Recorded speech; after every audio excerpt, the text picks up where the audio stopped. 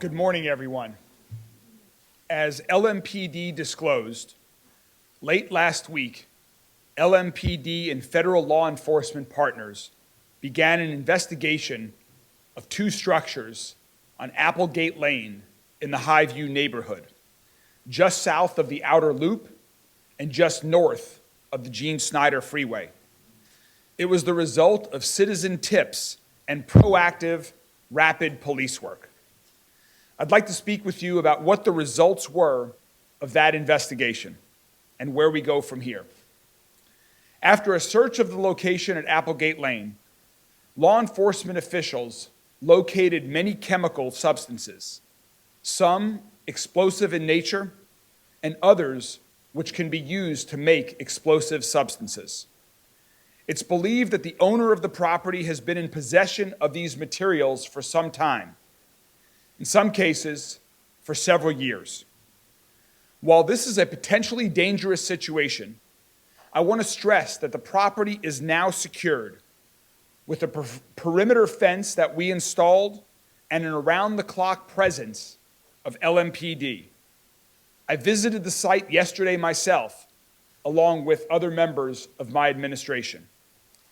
In short, while there are dangerous materials inside, the site is more secure and safer than it has been in years. And right now, we believe there is no immediate threat to the public. Our attention is now focused on getting the situation resolved as soon as possible, and more importantly, as safely as possible. Safety of the neighbors, safety of our law enforcement and other first responders, and the safety of our entire city is our priority. I want to point out that if not been for the determined hard work of LMPD, acting on tips from concerned citizens, we would not have been made aware of the presence of these potentially dangerous materials. Some people saw something suspicious, contacted LMPD, LMPD investigated, and found a situation that could have been very dangerous. For that, we're grateful. And I want to thank them for their effort, and I want to thank the men and women of LMPD for their work in keeping this community safe.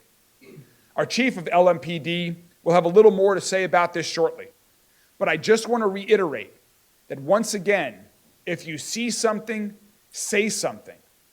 Our community's help with providing information to LMPD is an important way that we make our community safer. So now let me tell you a little bit about this site. I have reviewed pictures from inside the home, and it is extremely cluttered, with garbage and other items all over the place. It appears to be the home of an extreme hoarder. I mention this because the clutter and dispersed presence of volatile chemicals, combined with the hot, heavy, and cumbersome personal protective gear that must be worn by any personnel who would enter the home, make it a very challenging location to make safe. In short, it is simply not safe for our specially trained LMPD officials or anyone to manually remove and dispose of all of the potentially material that is currently inside this home. Further, continued use of robots is not an option given the amount of clutter throughout the house. There are, however, actions that we can take to protect our city and to remove the potential dangers from this structure as quickly and as safely as possible, with as little disruption to our community as possible.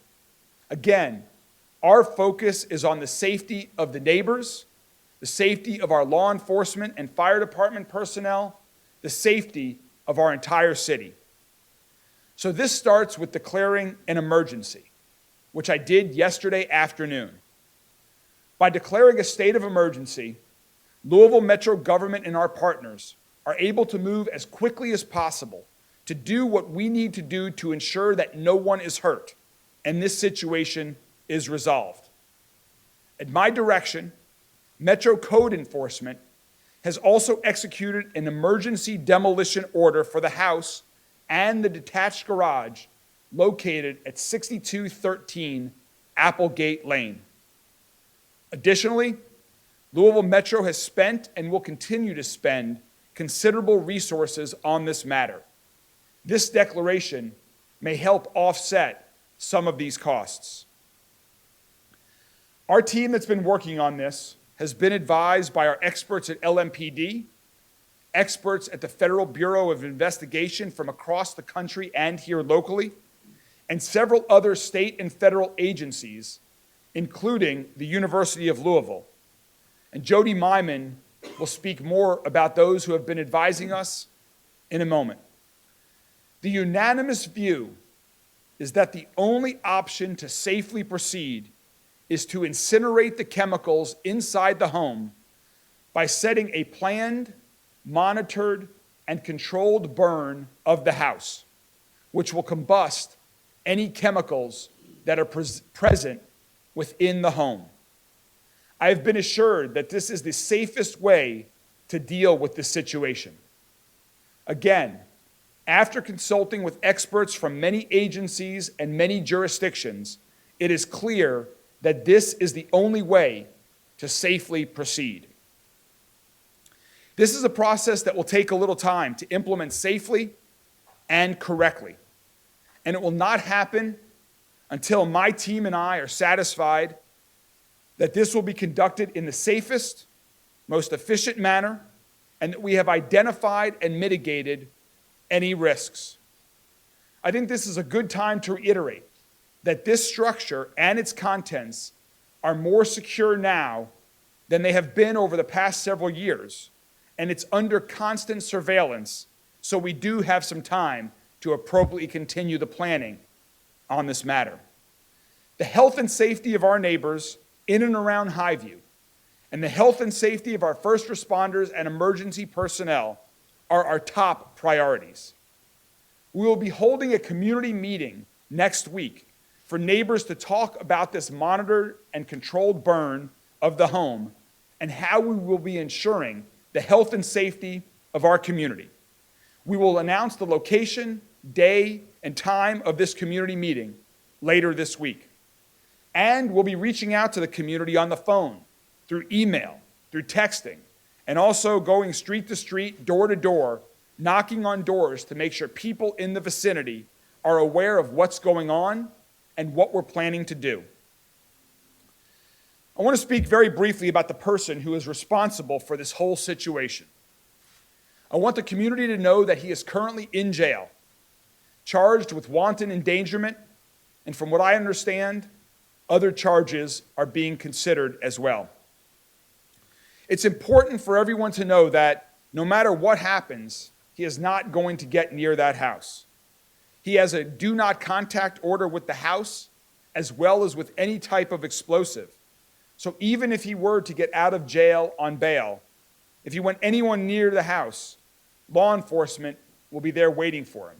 As I mentioned, the house is currently under 24/7 surveillance by LMPD. So let me now turn it over to Chief Jackie Gwynn Billerowell to talk a little bit about the police work that uncovered this situation and what they're doing to keep this location safe. Chief? Oh, excuse me, I'm sorry. Before we do that, we are going to briefly translate the summary of what I just said. Sal from Public Works is going to give a Spanish translation of some of my remarks, as many Spanish-speaking individuals live around the Highview neighborhood, and so we wanted to be sure to provide some of this in Spanish. So first, Sal will speak, and then Chief Gwynn Billerowell. Sal? Thank you, Mayor. Thank you. Good morning, buenos días.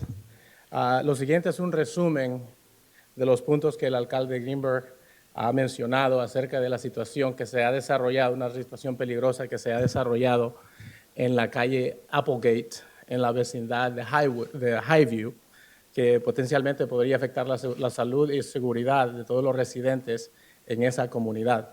Primero que nada, a fines de la semana pasada, el Departamento de Policía de la ciudad y otras autoridades legales, policiales, federales y estatales descubrieron una situación peligrosa que en cierta casa se encontraban materiales peligrosos y potencialmente explosivos que ponen en peligro la seguridad y salud de esos alrededores en esa comunidad.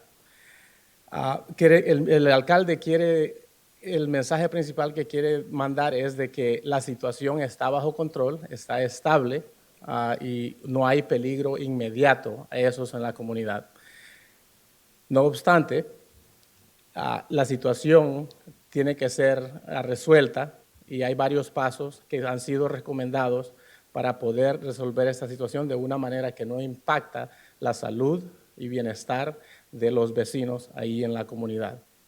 Y el punto final es de que esa situación se puede ser resuelta por medio de darle un incendio, o sea, incendiar el local de una manera controlada y obviamente bajo la revisión y monitoreo de las autoridades del medio ambiente, de la policía, del departamento de bomberos, para asegurarse de que el peligro no extienda más allá. Y el último mensaje es de que queremos mencionarle, decirle, recomendarle a los ciudadanos, a los vecinos, de que se ha establecido un parámetro de seguridad en esa zona y se les advierte, se les pide de que no se acerquen a esa zona debido que respeten la franja, el perímetro que se ha establecido, y eso es todo por su seguridad, su bien y su buena salud. Gracias.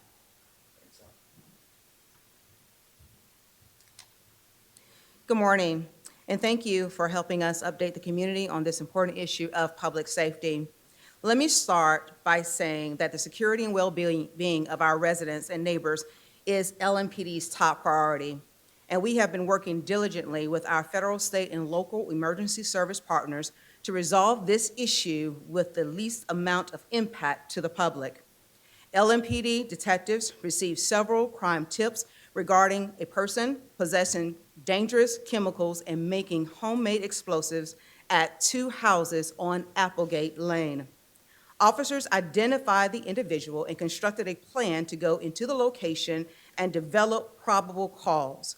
Undercover investigators spoke with the subject, who invited them into 6211 Applegate. At that time, he then showed the investigators an explosive compound identified by the subject as picric acid, a highly sensitive explosive. The officers were then able to get a search warrant for the properties occupied by the suspect. Last Thursday morning, Mark Hibble was taken into custody at his home, and our officers executed the search warrant accordingly. The house at 6211 Applegate was primarily used by Hibble as his residence. However, he does not own that property. Currently, we believe that he was a squatter at that house. Officers warned neighbors to shelter in place for a short time, as LMPD's bomb squad then explosively reduced the picric acid along with another unknown explosive. The warrant included 6213 Applegate, which is owned by Hibble. This location contained the bulk of the chemicals, lab equipment, and other items used to make explosives. Let me be clear, 6213 Applegate is an absolute hoarder house. And due to the large amount of explosive materials and industrial-grade chemicals in a hoarding environment, it is extremely difficult to clear the area safely. For the safety of the community and the investigators, the decision was made to stop the search for more evidence. At this time, the houses are secure. The officers are present to keep the area safe. Officers charged Mr. Hibble with wanton endangerment in the first, with other possible charges pending. The chemical experiments conducted by Hibble were reckless and highly dangerous. Those experiments are over. And because of that, the area is safer now than it has been in years. I want to emphasize how essential the community was in this investigation. This is truly a case of see something, say something. Concerned citizens alerted us to what was going on in these homes. I reiterate that. Concerned citizens contacted us as to what was going on in these homes.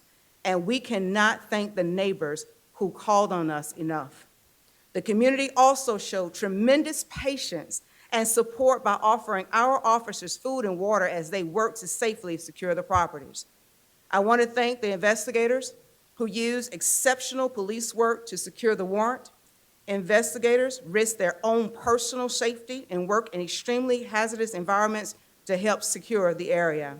We are grateful to our local, state, and federal partners for their hard work and assistance. If we want to list them out, we can't do all of it at this time, but I just really want to say to our emergency management assistant officials, Fern Creek Fire Department, our bomb squad with LMPD, Homeland Security officers, thank you, and additional resources.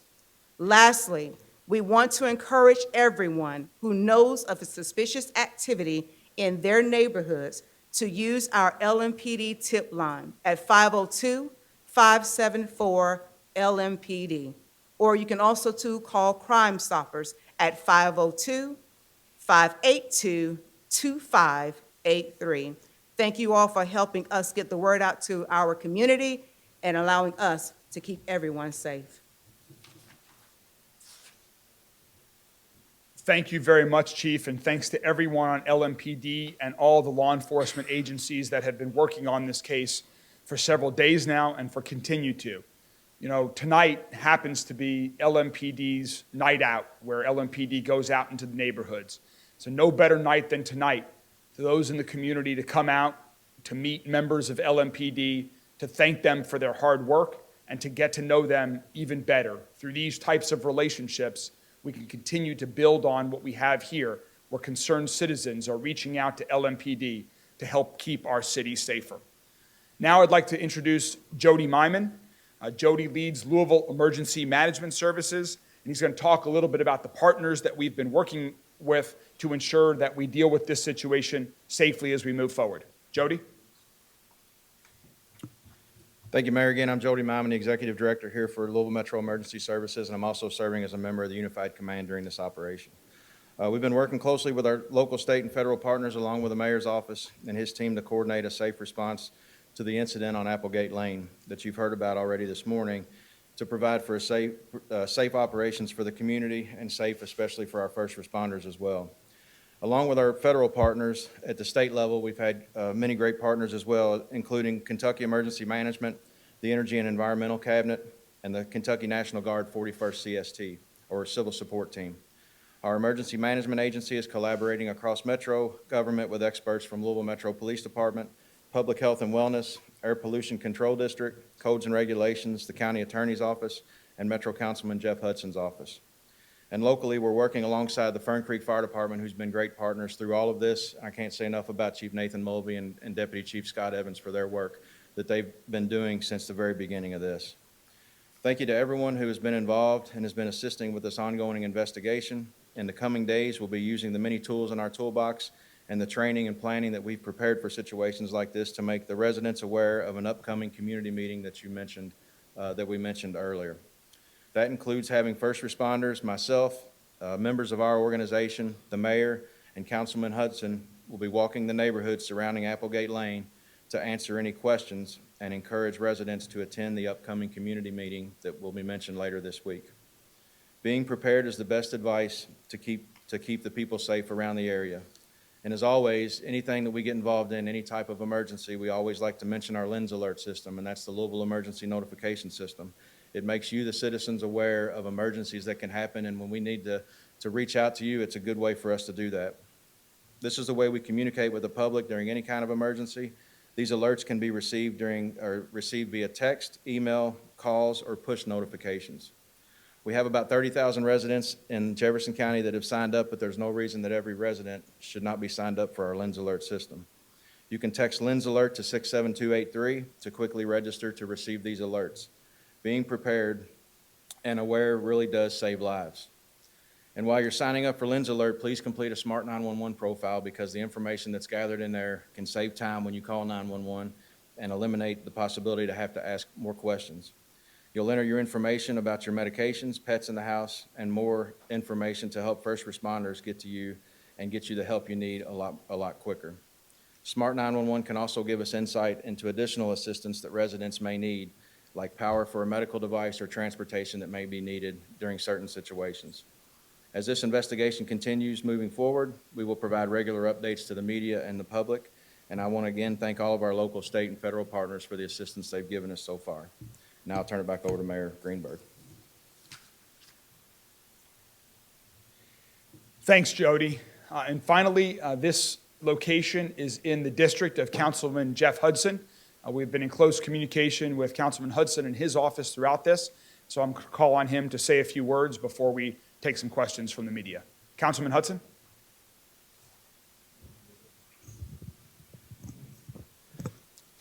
Thank you, Mr. Mayor. Nothing succeeds like success when it is celebrated, and while there is still a lot of work to do, I think it's appropriate to take a moment to celebrate this success. There's not a day that goes by that somebody doesn't ask me, how can we make Louisville a safer city? I can summarize it in one word: collaboration. The collaboration of the citizens of Louisville, Metro government, and LMPD have made us safer today. A citizen saw something that didn't quite pass the sniff test, and that citizen said something. LMPD took that information and did the hard work that they are trained to do, led by this chief, equipped by this mayor, and took in short order what could have been a horrific event and turned it into what is basically a high-tech industrial cleanup. Make no mistake, we are safer today than we were yesterday. Mayor, Chief, on behalf of the citizens of District 23 and Metro Louisville at large, thank you for doing the hard work it takes to make this a safer city. Thank you.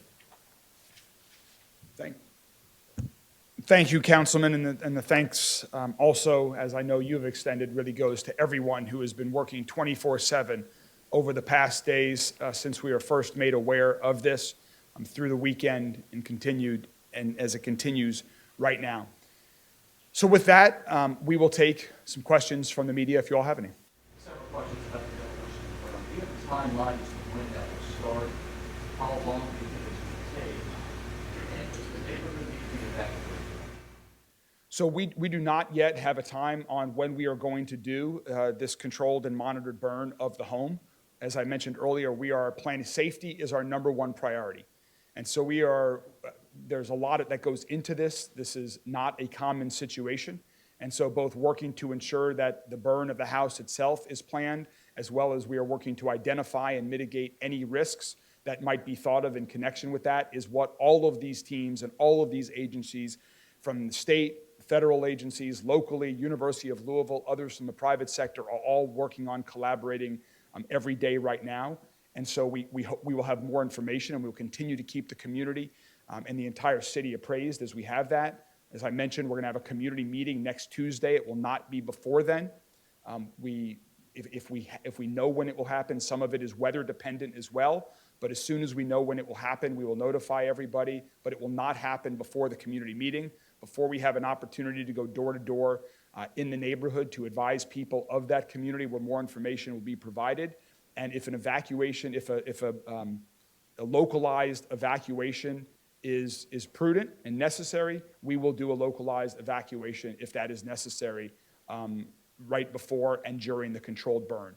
That is all being considered and being planned for at this time. And also, we will, if and when we do that, we will also be sure that there would be a shelter for people to go if and when that occurs for that short duration period of time, so that they can have access to air conditioning, water, food, and other things like that during the period where there might be cause for a localized evacuation. When you're looking at burning potentially hazardous chemicals, is there a further risk that there might be more explosions or that those chemicals might be disseminated out into the neighborhood of Highview further? All of those things that you just described are all of the things that our teams are working on right now. And Jody or Chief, you can speak more to this if you would like, but all of the advice that we have received is that doing this controlled and monitor and planned burn will incinerate these chemicals at a very high temperature, and that is the safest path forward. And so that's why we're doing the analysis of what any kind of distance needs to be around it. It would be remotely set the fire, which is part of the reason why it takes additional planning to do this and why some more time is needed, given the challenges inside the home that you just heard about. So all of that is being taken into consideration as we continue with this planning. Do you know what kind of plans the homeowner had with these chemicals, malicious or otherwise, or if he had any plans at all? Chief, do you want to speak a little bit? No, we don't right now. The investigation is still ongoing, but as of today, right now, we don't know whether or not he had any further plans with them, or just that he would stop piling these truly dangerous explosive chemicals in his home. Chief, did LMPD already blow up all of the picric acid, or is there more picric acid in the home? What they discovered, they destroyed, Yeah, and that use the was it. microphone. I'm sorry. What they discovered, they destroyed. So is there more? No, right now at this time, there's no more. You all mentioned the two different addresses. Are both of those homes going to be burned? No. Or just the one at 2613? 6213. So 6211 is the home that Mr. Hibble was living in, but as the chief noted, he was squatting. He did not own that home. He owns the home at 6213, which is the home that we both mentioned is the hoarder's home with clutter and debris everywhere, which is where the chemicals are located. The things that were in 6211 have been safely removed. Mayor, could you speak to what you all know about Hybel right now, where he potentially got these chemicals from? So he is currently in jail. Where he got the chemicals from, this is, yeah, this is still a ongoing criminal investigation, and so we are not going to release those details at that time with additional information about that. Expect anybody else to be arrested in this case? Not at this time. Yeah, at this time, we do not expect anyone else to be arrested. Roberto? Obviously, these charges are very serious, and there's obviously a threat to the public. Can you just explain sort of what powers the city is relying on in state law or the city charter in order to essentially burn this man's house down? So we are doing this under the authority granted pursuant to the emergency declaration that I signed yesterday afternoon. And so as I mentioned, pursuant to that emergency declaration, I have directed Metro Code Enforcement to issue the demolition order based on the unanimous advice of all of the agencies and experts that are involved that this is the safest way to proceed for the health and safety of our community. Let me stress that again. Everything that we are doing, everything that has been done from the moment we found out about this and first entered the home and LMPD officers understood the potential danger that they were dealing with, has been focused on the safety of the personnel that is involved with this case, the safety of the neighbors in and around Applegate Lane and the Highview neighborhood, and the safety of our entire city. And that will continue to be our focus. And that's why we have some time to deal with this, given the fencing around the home and the 24/7 surveillance that LMPD is doing on the home right now. We have ensured that this site is safer than it has been in years, and safety will continue to be our #1 focus as we move forward. Are you saying that this place has to be burned down because there's too much clutter in the home for you to find any additional chemicals or remove the chemicals? Yes, this has to be burned down because it is not safe, as the chief and I both mentioned. This location is, because of the clutter, this location is not safe for our personnel to remove and dispose of and find all of the chemicals that are located throughout this home. And we cannot use robotics any further because of the extreme amount of clutter in this hoarder's house. And so for those reasons, we need to implement a controlled and monitored burn to incinerate the chemicals that are in the house. What kind of clutter are you talking about? Picture a hoarder's house with debris and things just strewn all over the floors that are stacked up on top of each other, on top of other materials. And so because of those impediments, we are unable to use robots, and that also makes it, anyone who enters this home has to wear a personal protective gear, which is hot and cumbersome and challenging to maneuver in. And so for those reasons, it's not safe to remove all of the chemicals.